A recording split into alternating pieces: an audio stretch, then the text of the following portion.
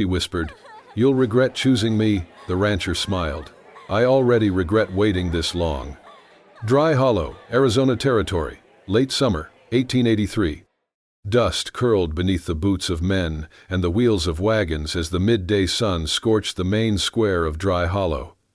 The air smelled of sweat, livestock, and something worse, desperation. The auction yard buzzed with rough voices, laughter, the sound of coins clinking in dirty palms. Eliza May Harrow stood barefoot on a splintered wooden crate, wrists bound before her with rope frayed from too much use. Her face was streaked with dust and sweat. A thin line of dried blood traced down from her temple to her cheek. Her dress, once sky blue, was torn and stained with travel, time, and struggle. But her chin stayed high. Her shoulders, though trembling, were not bowed. She had learned long ago that crying earned nothing but cruelty. There were bruises on her arms. Her lips were dry and cracked. But her eyes, pale green and sharp as broken glass, stared back at every man who dared look at her like she was less than human. "White, strong, and not broken in yet," barked the auctioneer, his vest yellowed with sweat and spit. "She's young, pretty enough if you clean her up. Who's starting at $10? 10? A few men chuckled. One called out, "5!" Another shouted, "I'll go 7 if she keeps quiet." The crowd laughed. Eliza's mouth twitched. She swallowed hard and thought, "Do not cry, do not beg, do not give them the satisfaction." 8! Another man shouted. The auctioneer raised his voice. 8! Who'll give me 9? 9 for the girl." "I will," came a low voice from the edge of the crowd, "but I will not pay 8. Heads turned, the laughter died down as boots thudded across the dry earth. Griffin Caldwell stepped forward, tall and solid, dressed in worn brown canvas and a wide-brimmed hat that cast a shadow over his eyes. A silver star glinted faintly on his belt, not a badge of law but a simple buckle engraved with a smith's crest. His hands were thick, scarred, and still held the black of iron dust in the creases. He walked straight toward the platform, meeting no one's eye until he looked up at Eliza. "I will pay $1, he said, his voice even steady, "and not a cent more." The auctioneer blinked. $1? Are you?" $1, Griffin repeated. "Not to own her, to free her." A murmur ran through the crowd. "She ain't a stray dog you can just buy out of pity," one man muttered. Griffin didn't respond to that. His gaze never left Eliza. Slowly, without hurry, he stepped onto the platform. The auctioneer, sensing the shift in air, backed off. No one else spoke. The heat pressed down, heavy and breathless. Griffin pulled a silver coin from his pocket and placed it on the edge of the crate. Then he reached for the ropes binding Eliza's wrists. She flinched. Her muscles tightened, eyes narrowing as though expecting a blow. He hesitated. His hands didn't force, they offered. When she didn't pull away, he untied her gently, unwinding the rope with slow, careful movements. When the last loop slipped free, she staggered slightly.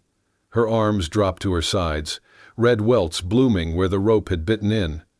She did not thank him. She did not move. She leaned close, her voice just a breath, the faintest vibration between them. "You'll regret choosing me," she whispered, words barely louder than wind. Griffin bent slightly, just enough for his reply to be shared in the same hush. "I already regret waiting this long." For a heartbeat, neither moved. Then he stepped back and held out his hand, not in command, but in offering. She didn't take it. But she stepped off the crate beside him, and in that moment the crowd faded. The heat, the flies, the cruelty, they all vanished under the weight of something stronger. A man who acted instead of talking, and a girl who dared, despite everything, to walk forward. Outskirts of Dry Hollow, late afternoon. The desert road stretched long and cracked beneath the weight of the sun. Dust rose with every step, every hoofbeat. Griffin led the way on foot, reins of his horse looped casually in one hand, his shoulders broad and quiet. Behind him, Eliza walked 10 paces back, her eyes darting from left to right, calculating escape paths, weighing her chances. She kept her head down, her hands still raw from the rope, Each sound, the screech of a hawk, the creak of the saddle, made her flinch. Her lips were sealed tight, and when she spoke to herself in her head, it was only to repeat the lesson. Life had taught her too well. No one gives without taking. After 2 hours of silence, the trail narrowed through a grove of dying mesquite trees. It was there the ambush came. A group of 3 men stepped into the path, rough-looking, dust-caked, one with a scar that split his cheek wide like an open seam. "Well, well," the scarred man drawled, eyes fixed on Eliza. "Look what the wind blew back." Eliza froze. Her breath caught in her chest. Her fingers twitched toward her boot, where nothing, no weapon, waited. "She ran, boys," the man sneered. "Did not expect her to land herself a new owner." Griffin stepped between them. "She is not owned," he said, his voice low but clear. The man scoffed. "You paid for her, did you not?" Griffin pulled his coat back just enough to show the holster on his hip. With emotion fluid and without drama, he drew the revolver, pointed it toward the dirt, but close enough to matter. "She is with me," he said. "Anyone touches her, they answer to me." A beat of silence. Then the scarred man raised his hands, smirking. "Easy, friend," he muttered. "No need for thunder." Griffin did not move until the men were gone, their laughter fading with the dust they kicked up. Then he turned slightly, just enough to speak without facing her. "You coming?" he asked. Eliza's voice was dry when she finally spoke. "You did not ask who they were." "No." "You did not ask why they knew me." "No." "Why?" He looked at her fully then, eyes dark and unreadable. "Because you are still walking beside me." They said nothing more until they reached the edge of his ranch, a modest spread tucked between 2 ridges, the fences sturdy, the house small but strong, windows shuttered to the wind. He pointed toward the right side of the house. "That room's yours, locks on the inside. You'll find a basin and fresh water." Then he walked away. Inside, Eliza did not light the lantern. She moved quickly, checking the window latch, wedging a chair under the door handle, tucking a carving knife beneath her pillow. She did not undress. She sat on the edge of the bed, arms around her knees, and waited. The wind howled, floorboards creaked, then soft steps outside her door. She gripped the knife, muscles tensing. A shadow paused. No knock, no words. Something was placed gently against the door. She waited 5 long minutes before easing forward and opening it a crack. A wool blanket, thick and clean, lay folded on the floor. Beside it, a tin cup of water. She stared at it. Then, at the empty hallway. Eliza picked up the blanket with both hands. Her throat tightened. Back in the room, she did not sleep, but she pulled the blanket around her shoulders, sat with her back to the wall, and whispered into the silence. "He knew I would not sleep, and still he knocked on nothing." The rain had softened the hard-packed earth into mud, the kind that clung to boots and soaked hems. Eliza stood by the window, watching droplets roll down the glass in crooked lines. Behind her, the room smelled faintly of cedar wood and sun-dried linen, but she barely noticed.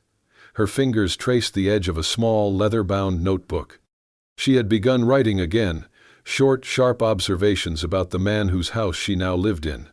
He doesn't speak much, doesn't touch, leaves space. She'd checked every inch of the ranch in the past week, the barn, the water pump, the back shed with tools aligned like soldiers.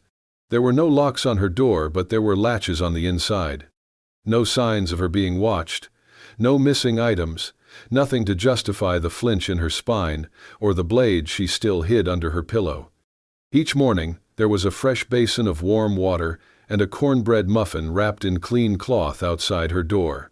No knock, no footsteps loud enough to catch, just warmth waiting. At first, she thought it a trick, a lure to lower her guard, but the pattern never changed, no questions asked, no favors owed, and Griffin Caldwell, the man of few words and steady hands, made no effort to claim her time or her trust. She'd seen him work, methodically, with a rhythm that soothed the horses and quieted the cattle. He moved like he belonged to the land, like silence was just another tool he wielded better than most. Eliza never caught him staring, never heard him sigh with frustration. It was as if her presence didn't shift the orbit of his world, and somehow that made her feel seen more than anything else. One morning, it rained. Heavy clouds rolled low, pressing the sky into the earth. Eliza sat on the front steps, knees hugged to her chest beneath the porch awning. She didn't expect company. She certainly didn't expect the quiet sound of boots on wet planks. Griffin appeared, carrying something in one hand, a single white daisy, freshly cut. No explanation, no flourish. He knelt and set it gently on the step beside her. Then, he nodded once, turned, and walked back into the curtain of rain. She stared at the flower. In her notebook she wrote, "Why is he kind without asking for anything? I don't understand it. I don't trust it. But I can't stop hoping it's real." That night, she didn't wedge the chair under the doorknob.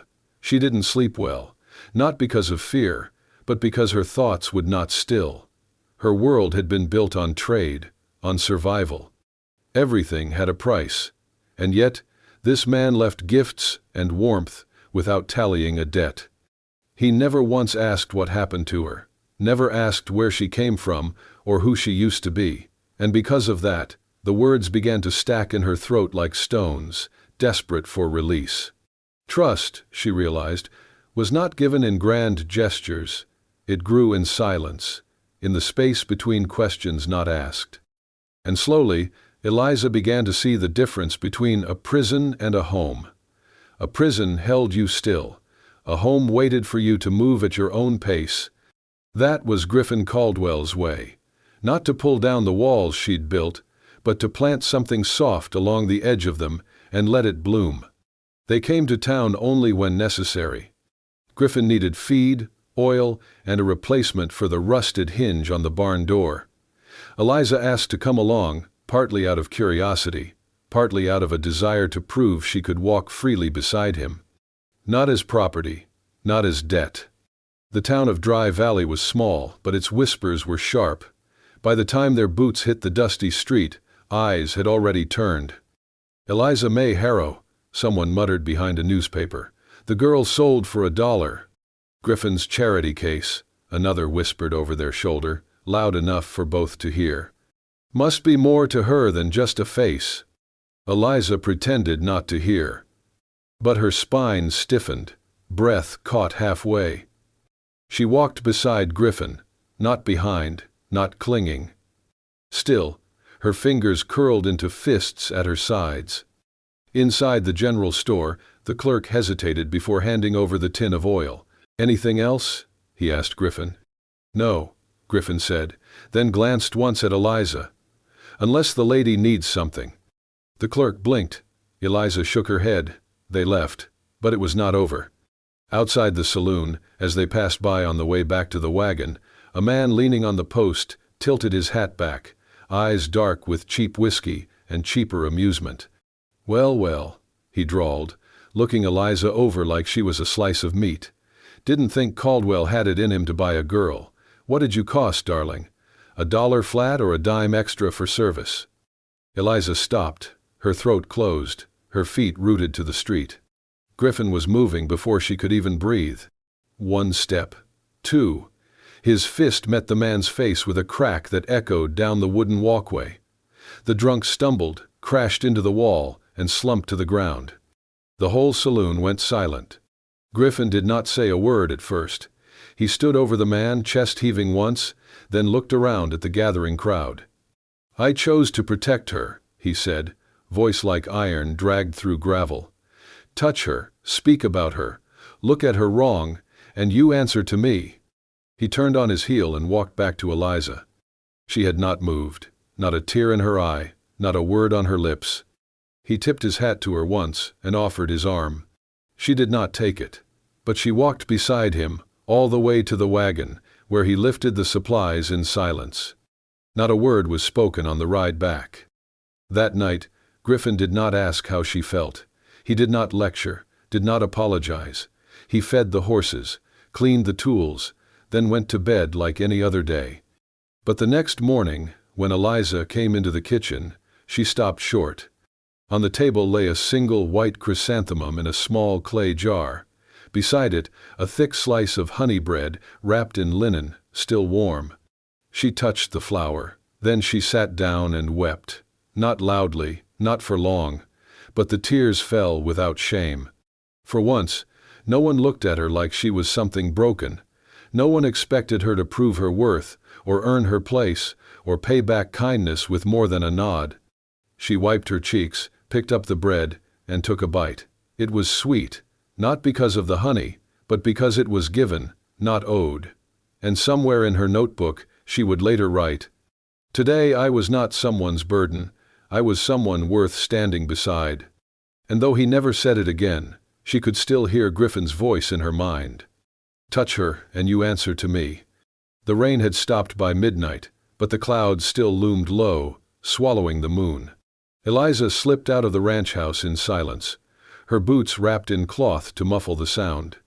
She had memorized the creaks in the floorboards, knew which gate hinges whined and which ones held their breath. The lantern she carried was dim, barely enough to cut the darkness. She did not want to be followed. The ride to town was cold, wind pressing through her coat like fingers searching for skin. But she felt nothing, not when the name in her notebook burned brighter than the fear.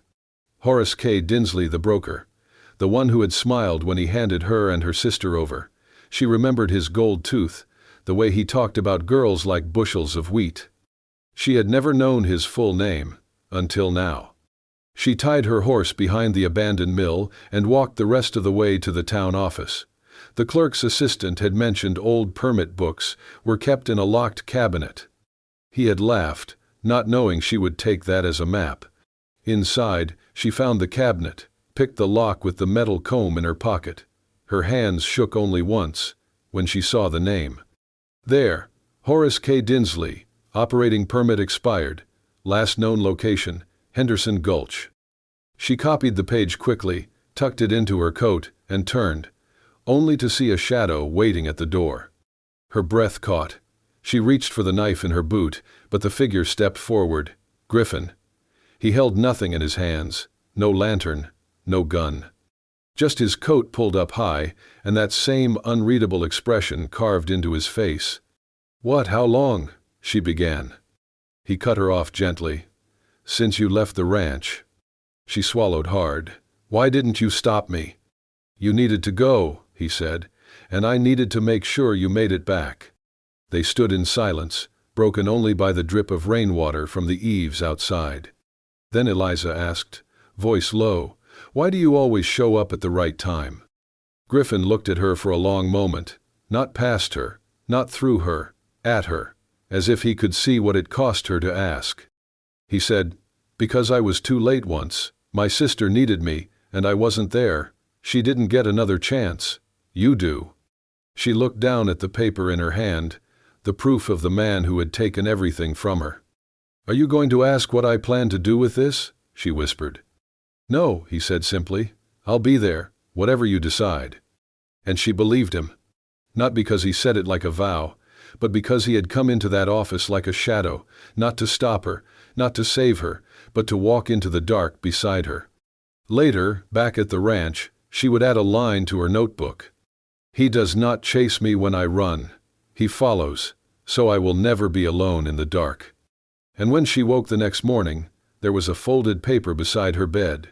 A map, marked with a trail leading toward Henderson Gulch. No note, no signature. Just Griffin's quiet promise, written in the language of action, "I believe you are worth finding what was lost." The wind came in fierce that night, rattling the window panes and howling like an animal left behind. The ranch house creaked in its old bones, and Eliza could not sleep. She wrapped her shawl tighter, the silence inside louder than the storm. Griffin had not come in for supper. She waited, poured him coffee, left it by the fire, but the cup remained untouched. It was past midnight when she found the door to his room cracked open. The bed untouched, the lamp still full of oil. Her stomach knotted. Then she saw it, the letter. Folded, but not hidden anymore. She had tucked it between the pages of her notebook days ago, thinking no one would ever read it, thinking no one ever should. She picked it up with trembling hands, but it was already open. There, in her own cramped writing, were the words she had never meant to speak aloud. I once led a girl into the hands of men worse than wolves, just so they would spare my sister. I watched her cry. I said nothing. I thought that was the price of survival. Turns out, I paid with my soul. She closed her eyes. Outside, the barn door creaked against the wind. She found him there, sitting on a hay bale, coat draped over his shoulders, staring at the shadows like they might speak some truth he had not heard before. He looked up, but said nothing. "I did not mean for you to read that," she said softly. "I know." She took a step closer. "I was 17. I thought they would only scare her. I did not think enough." Griffin's hands were still, fingers curled around a tin cup of water gone cold.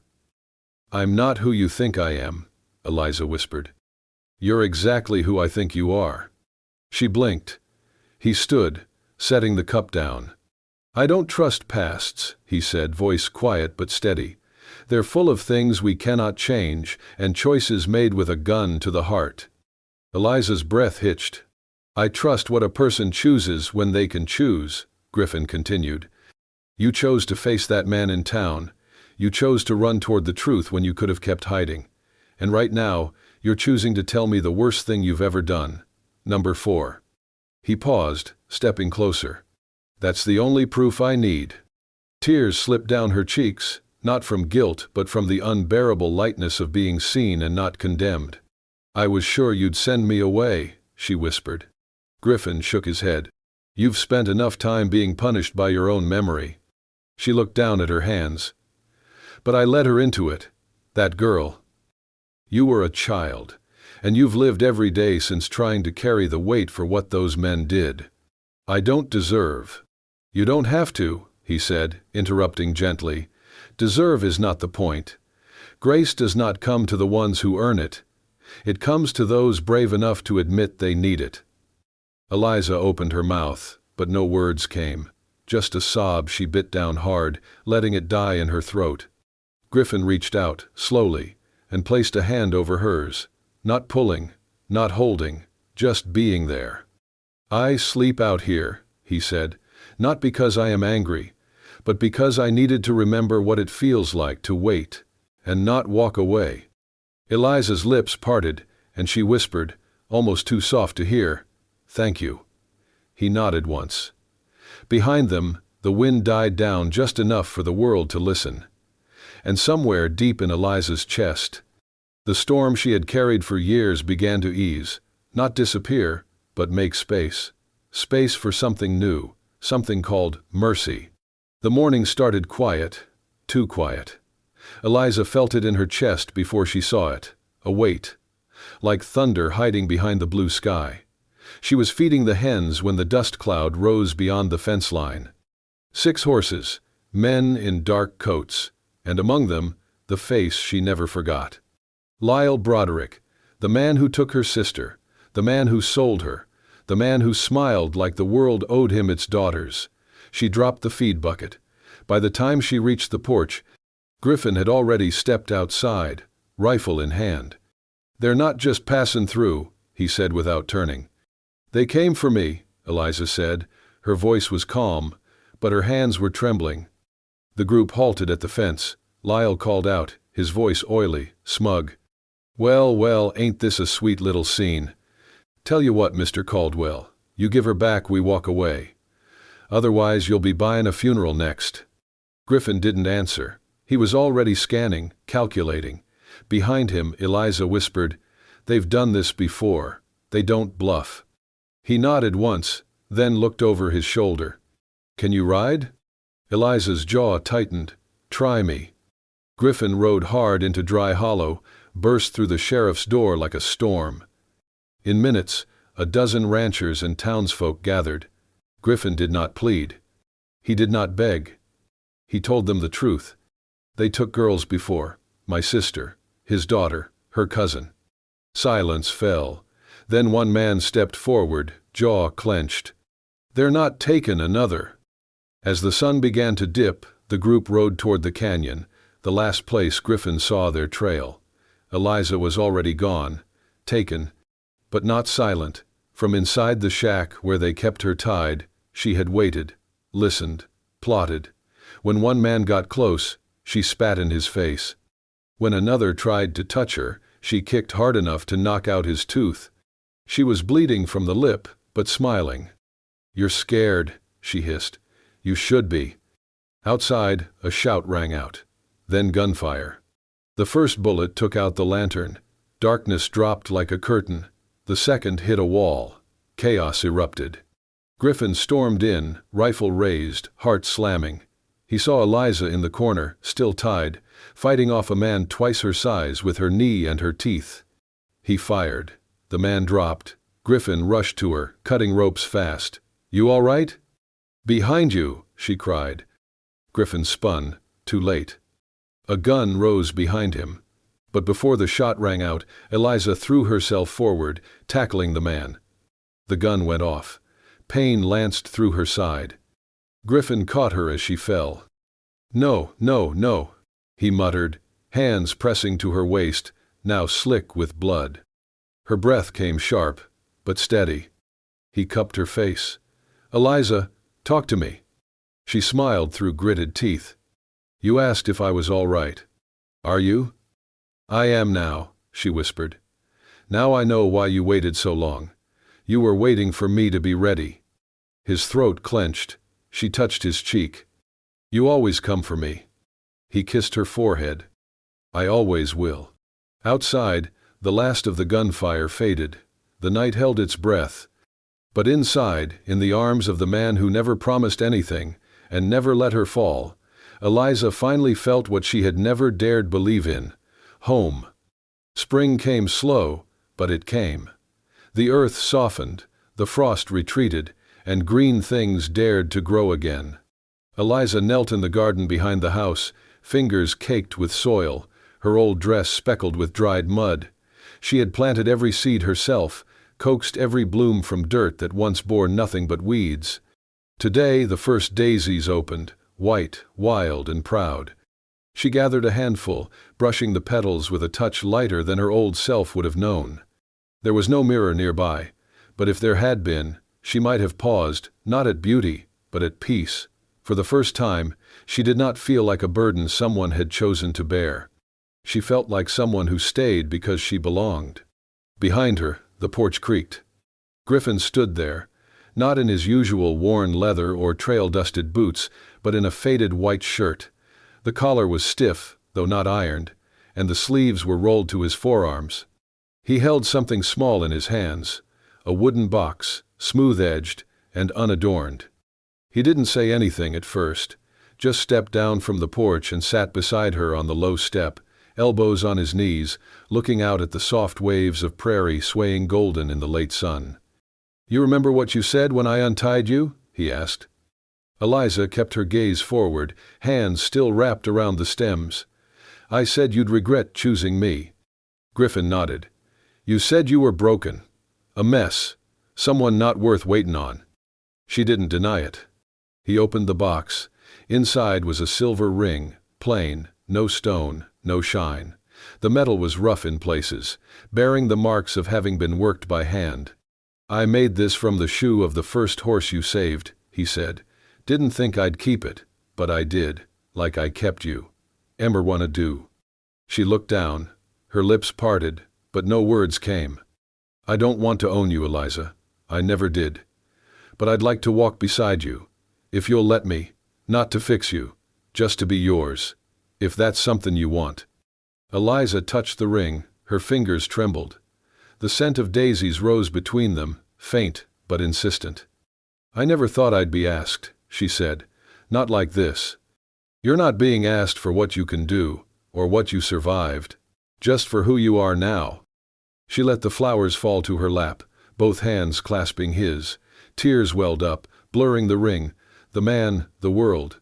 But her voice didn't shake when she answered. "I'm not sure I'll be any good at being someone's wife."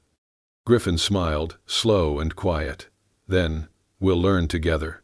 And if you still whisper instead of speak, I'll keep listening, however long it takes." The ring slid onto her finger. It was cool, imperfect, and more precious than any treasure ever offered with pomp or gold. They stood, not speaking, and moved toward the open field. There was no band, no preacher, no witnesses. Only the sky above, endless and wide, and the hush of wind carrying spring's breath. Griffin held her close.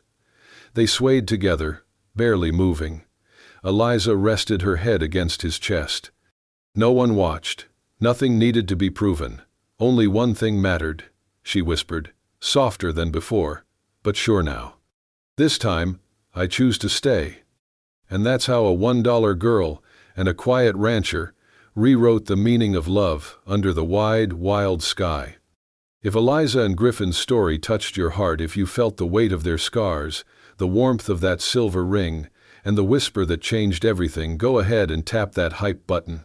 Don't forget to subscribe to Wild West Love Stories for more tales of grit, romance, and redemption in the untamed American frontier. Because out here, love ain't always loud, but it's always worth fighting for.